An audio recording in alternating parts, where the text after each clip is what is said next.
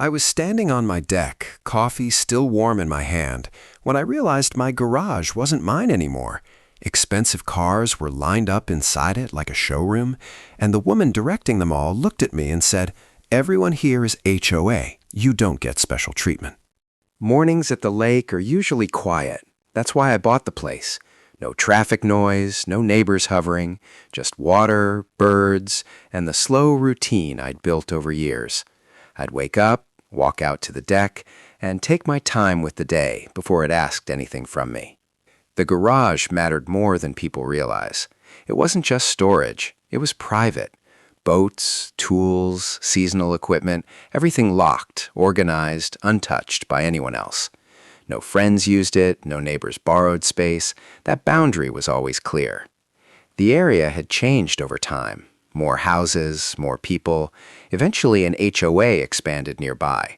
They managed landscaping, parking rules, neighborhood events. I stayed out of it, paid no dues, attended no meetings, signed nothing. That separation had never caused a problem before, and honestly, I never thought it would.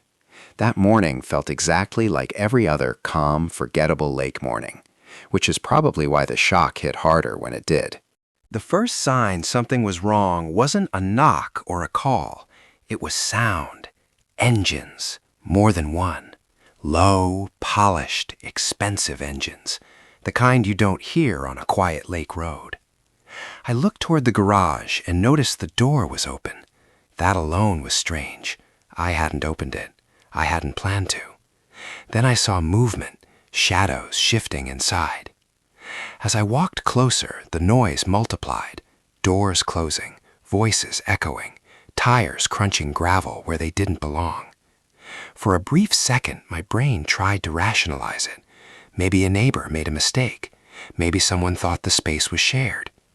Then I stepped inside.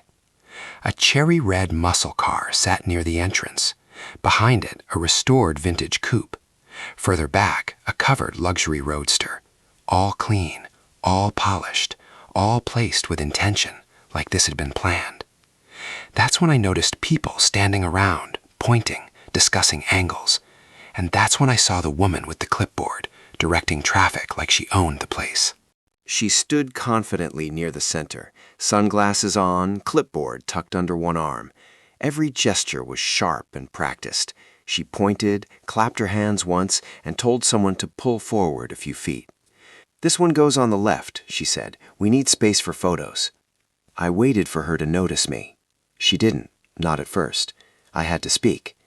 "Can I ask what's going on here?" She glanced at me briefly, just long enough to register my presence, then looked back at the cars. "HOA showcase event," she said. "We're using this garage for overflow storage." Using my garage. I told her calmly that this was private property. She laughed, not nervously, not awkwardly, just a confident, dismissive laugh. "Everyone here is HOA," she said. "You don't get special treatment." That sentence told me everything. She wasn't asking. She wasn't confused. She assumed authority without question. In her mind, HOA rules replaced property lines. She turned away again, already done with the conversation. That's when I realized she believed I was just another homeowner who didn't know the rules well enough to argue back. And she was very comfortable being wrong. I tried one more time, still calm. I told her the garage wasn't available, that she needed to move the vehicles, that this wasn't approved.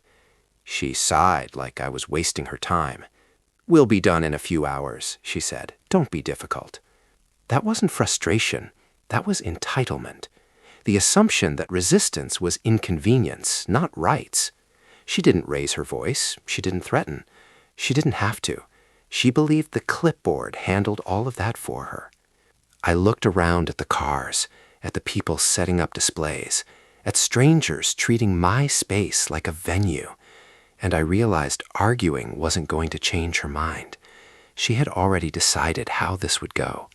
So I stopped pushing back. I nodded once, stepped aside, let her think the conversation was over. She smiled, satisfied, and went back to directing people like a manager finishing a task ahead of schedule. What she didn't notice was that I wasn't backing down. I was backing away. There's a moment in situations like that where people expect anger, Raised voices, threats, escalation. When that doesn't happen, they assume they've won. Karen definitely did.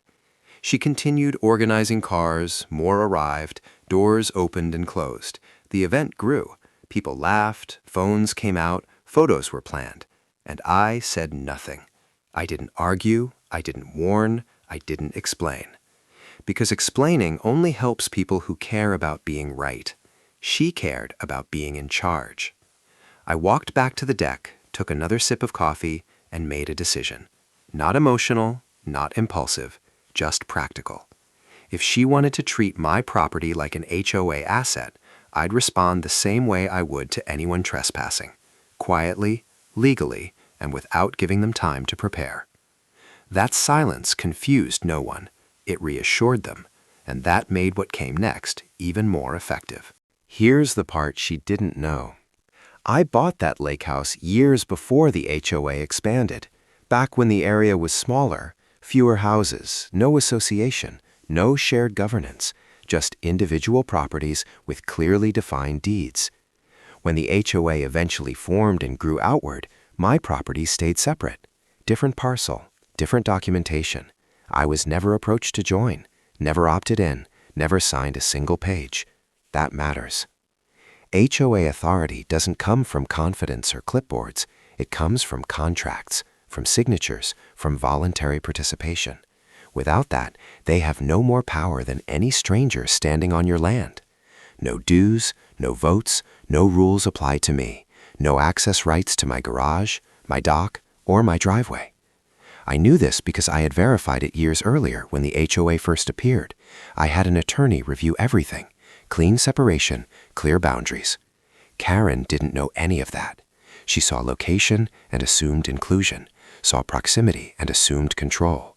And by parking multiple vehicles on my private property without permission, she didn't just cross a boundary. She created a problem that paperwork, titles, and insurance companies take very seriously. I made 2 phone calls. The first was to my property and marina attorney. I explained the situation. He didn't interrupt, just listened, then said, "I'll be there." The second call was to a towing company I'd used before. I gave them the address, explained there were multiple vehicles parked without authorization. They asked if I had proof of ownership of the property. I did. They said they'd send trucks. While all of this happened, Karen continued her event. Cars were positioned, photos were staged. Not a single person thought to ask why the property owner had gone quiet. That's the thing about entitlement. It assumes silence means surrender. It rarely considers preparation. The sound of engines returned. This time, they weren't polished or celebratory. Tow trucks rolled in slowly, deliberately, lining up along the drive. Drivers stepped out, checking paperwork, scanning VINs. Confusion spread fast. People started asking questions. Phone calls were made. Voices lowered. Karen noticed immediately. She marched over, clipboard tight in her hand. "What is this?" she demanded. I told her calmly that vehicles had been parked on private property without permission, that they were being removed. She laughed again, shorter this time. "I'm the HOA president," she said. "You can't do this." That's when my attorney arrived. He didn't raise his voice, didn't insult her, didn't explain more than necessary. "He's not in your HOA," he said. "You have zero authority here." Silence. No argument followed, no clever response, no clipboard defense. One by one, the cars were towed, carefully, legally, expensively. Owners panicked, phones rang, photos stopped. The showcase ended before it began. Karen stood frozen, watching her authority dissolve without a single person needing to challenge it. No one shouted at her. No one mocked her. That's what made it worse. People avoided eye contact. Conversation stopped mid-sentence. The clipboard lowered. Her posture changed. She wasn't angry anymore. She was uncertain. Every tow truck that pulled away took something with it. Confidence, control, credibility. By the time the garage was empty, she looked like someone realizing too late that assumptions don't protect you. She didn't apologize. She didn't argue. She just left. And the clipboard never came back up. 2 days later, an email went out to the HOA members. It called the incident a misunderstanding, apologized for inconvenience, promised better verification in the future. A month after that, Karen resigned. No announcement, no explanation, just gone. My garage returned to what it always was, quiet, private, untouched. The lake went back to being still in the mornings. And Karen? She doesn't look at my house anymore, doesn't walk near it, doesn't assume anything about it. Because she learned the hard way that authority doesn't come from confidence. It comes from consent. Here's the lesson. Never assume power where you haven't earned it. Titles don't override property. Clipboards don't replace contracts. And calm always beats entitlement. If you enjoyed this story, hit like and subscribe for more real justice situations where confidence meets reality. And drop a comment. What city are you watching from, and have you ever dealt with HOA overreach like this? Because stories like this happen more often than people think, and they usually end the same way.